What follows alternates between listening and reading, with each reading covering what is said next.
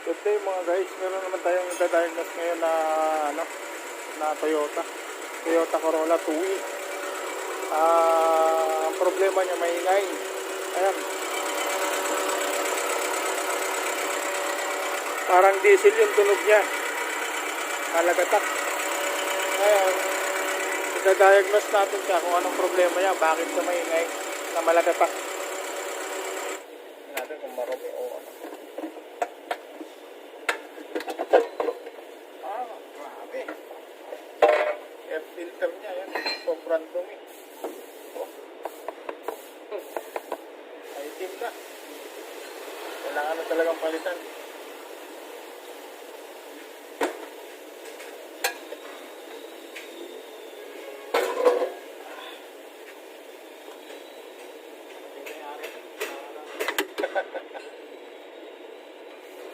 Kailangan ng palitan. Bali, pinapacheck na rin yung brake nito. Sabay-sabay na para makita natin kung ano.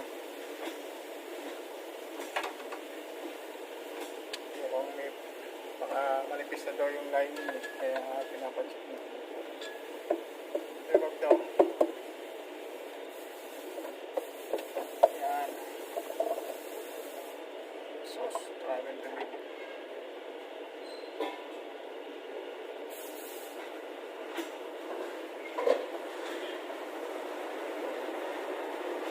Pag-clearance na rin natin siya.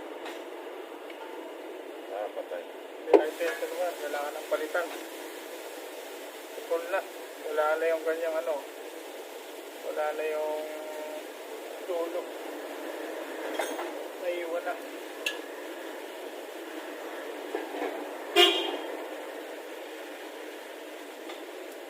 Eto na yung tulog. Naiwan.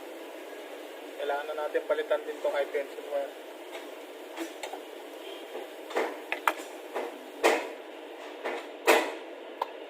Hindi pa masyadong marunong, tandaan nyo yung ano, yung pinanggalingan ng mga high tension wire para hindi kayo malilito. Bawa, dito nyo binunot, lagyan nyo ng tanda.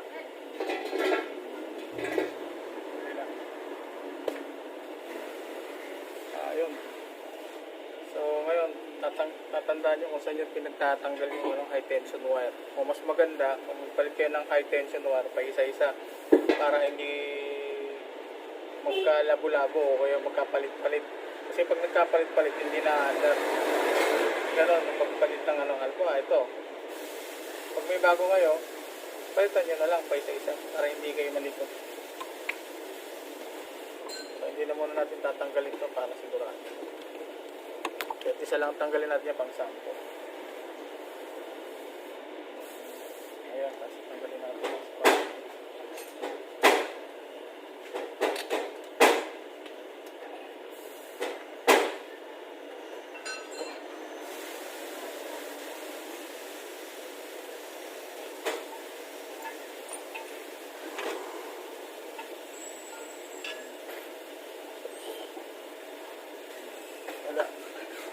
Sobrang itim na sunog nyo.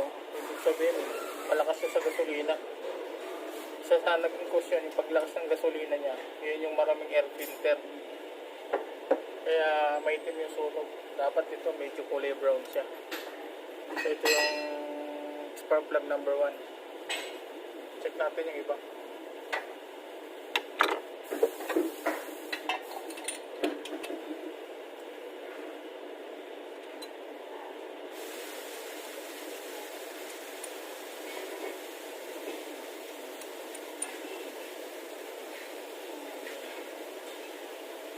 Ganun din.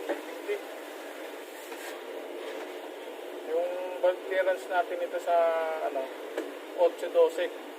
8 ito sa intake, 12 sa 12 sa exhaust. Yan yung valve clearance niya.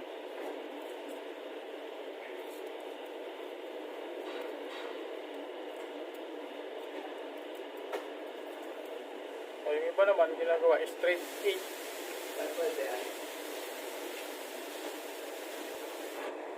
Sobrang laki ng clearance niya. Malaki na nga clearance mga ka-chamba. Malaki na clearance.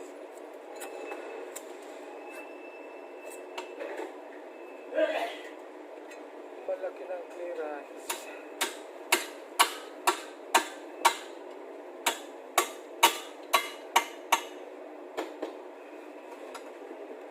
May mga ano na, mababaw na yung lobe. Yung cam lobe, mababaw na.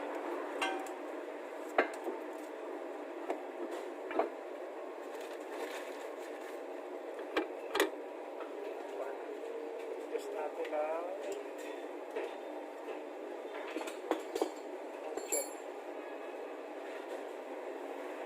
test natin ito pang ano to, yung standard ng Toyota Corolla na tuwid. Ikutin natin ulit, nasa system number 1 tayo. Susunod naman number 3 kasi ano, nasa firing order tayo.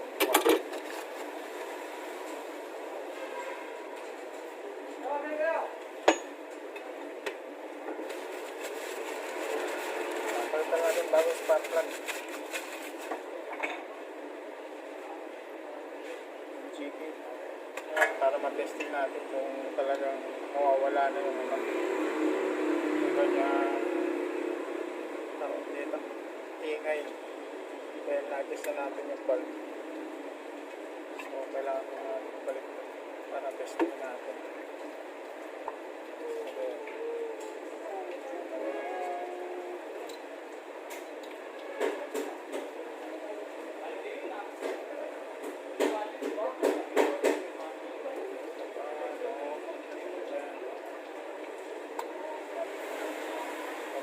Natin yan yung bulb cover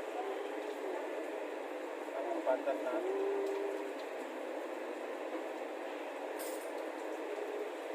Bago natin change oil lang tuluyan.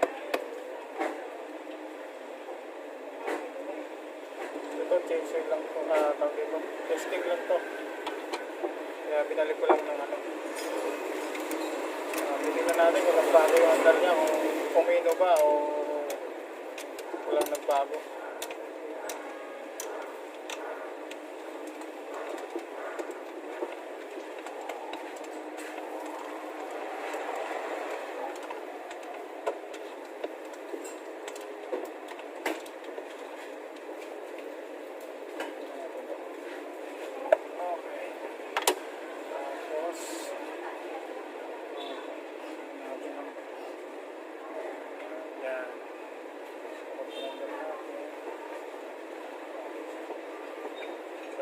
Itong filter.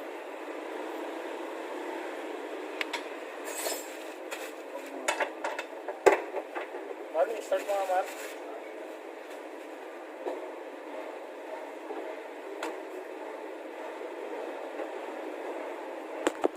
Yan. Start natin. Yeah, start.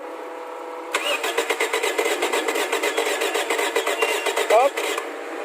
Nakamanda na. Lang ha.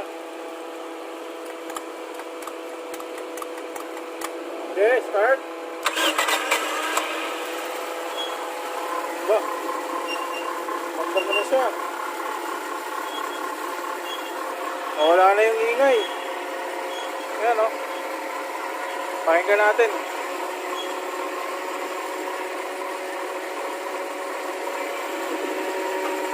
Wala na yung ingay ng makina. Hindi. Kailangan lang magpalit ng ano, high tension wire. Pero yung ingay niya, yung lagatak na parang diesel, wala na. Di ba kanina may ingay?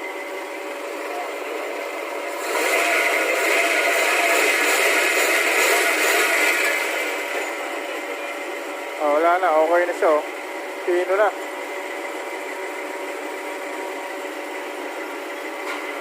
Pero may tama na yung camshaft, kaya kailangan din ano yun, pagka may budget na siguro may-ari para mapalitan. Pero inayos ko lang muna, in-adjust ko lang muna yung kanyang valve clearance. Ayan. Wala na siyang ingay na lagatak.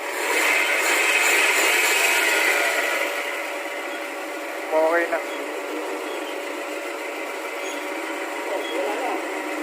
Oo, wala na. Na-adjust na eh. Oh. Pwede pa, pero ano yun? Ano na lang. Pwede na. Sige naman, patayin mo na. Ito na yung bagong filter natin. Air filter. Ito. Para sa Toyota Corolla. Bago na tayong filter. Tsaka high tension wire. Ito. High tension wire. Palitan natin yung paisa-isa para hindi tayo malito.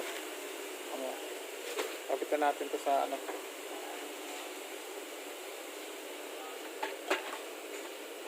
Yan, fit na para maliwanag na kumpara doon ka dati ano madumi. Ito, kapit natin na.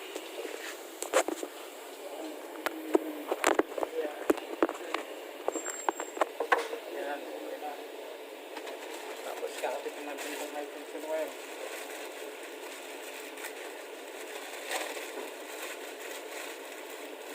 Isa-isa lang.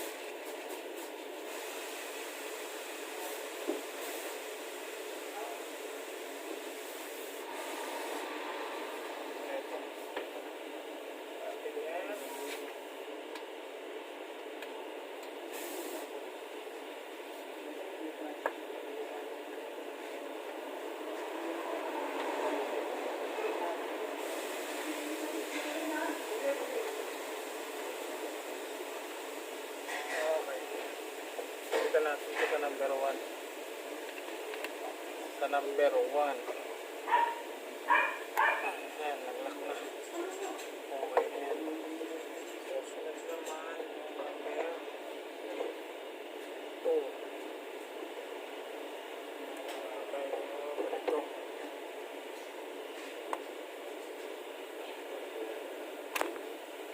Isa-isa lang. Number 2.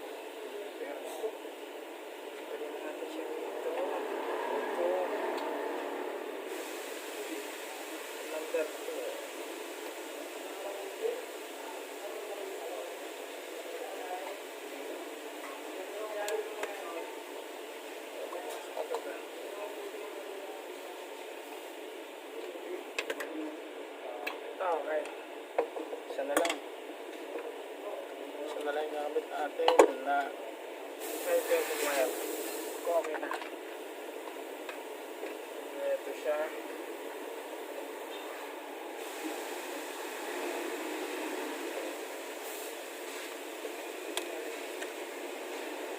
Ayan. Okay. Ito na. Okay. Start.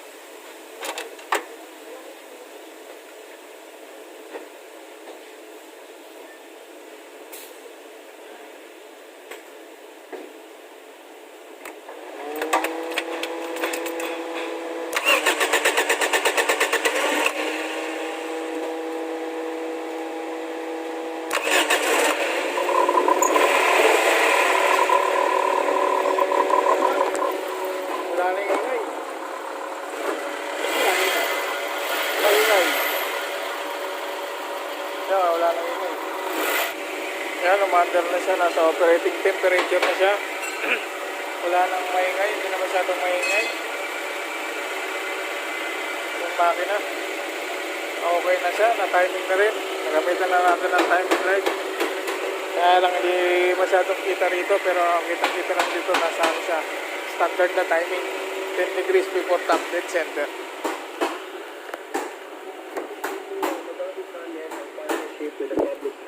Yun lang, medyo mataas yung ang kanyang RPM, so ibababa na lang natin yan. Gagawin na, yan tila natin, mababa pala, kailangan natin itaas pala yan.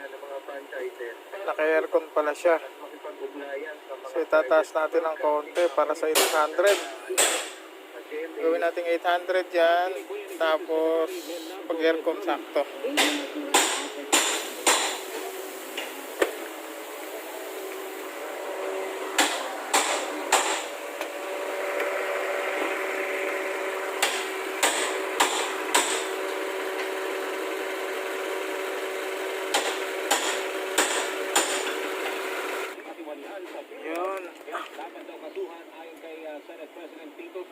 Nasa 800 na. 800 RPM.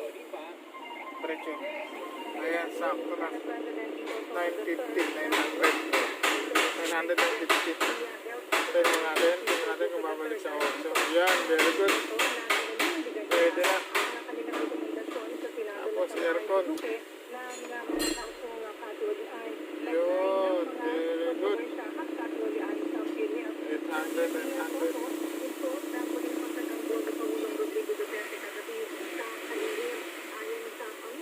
Okay. Sakto na yan. Pwede na. Ayan muna natin, patayin.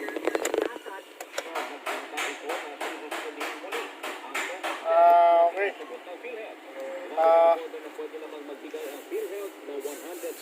Na-address na natin yung problema nung ating Toyota Corolla na Love Life.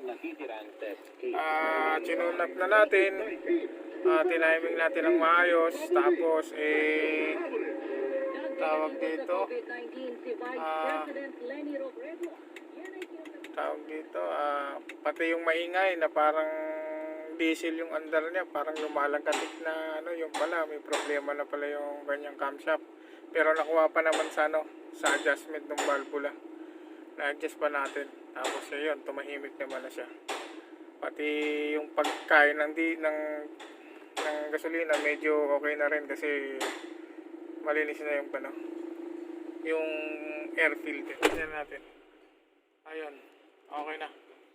Kaya good job na naman tong trabaho natin dito. Na-chamba na naman natin kung ano naging diferensya ng pagiging maingay ng makina nitong tuwin na to. Good job.